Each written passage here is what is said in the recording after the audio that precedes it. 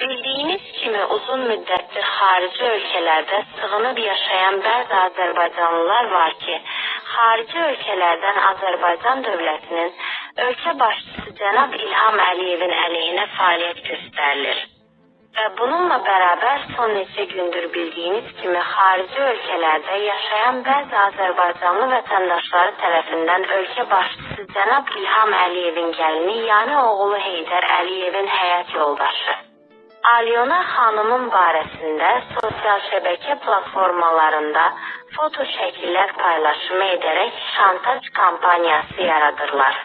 Sözü gedən məsələ ilə bağlı Qazax rayon Əlilər Cəmiyyətinin sədri və Heydər Əliyev hakimiyyətinin müdafiəkar Heydərçi Rafiq Akifoğlu da münasibət bildiribdir. Rafiq Akifoğlu qeyd edib ki, ilk öncə insan olaraq bir ailənin, valideynin övladının barəsində şantaj kampaniya edilməsinin özü bir günahdır. Alyona xanım da bir valideynin övladıdır. O ki qaldı Alyona xanımın yayımlanan foto şəkillərinə mən də baxmışam, orada qəbahət nəsə yoxdur ki. Sadəcə Alyona xanım subay olduğu dövrlərdə özü paylaşdığı fotolar yenidən paylaşılıbdır. Hər bir insanın öz şəxsi həyatının hər bir dövründə hər formada fotoları ola bilər və bununla bərabər hər bir insanın öz şəxsi həyat tərzinin sahibi hər bir insanın özüdür.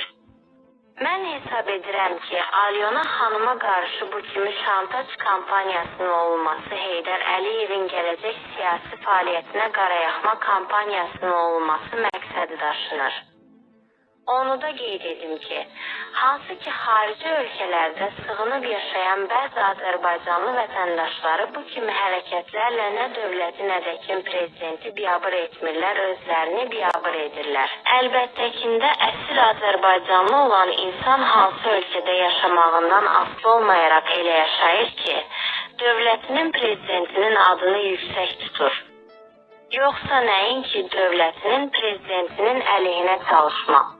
Dəyərli izləyicilər, gördüyünüz kimi Akifoğlu'nun qeyd etdiyi kimi o, Azərbaycanlılara əhsən olsun deyirik ki, hansı ölkədə olmağına baxmayaraq əsl Azərbaycanlı olaraq qürurla yaşayırlar, eşq olsun bu kimi Azərbaycanlılara Qrəç TV.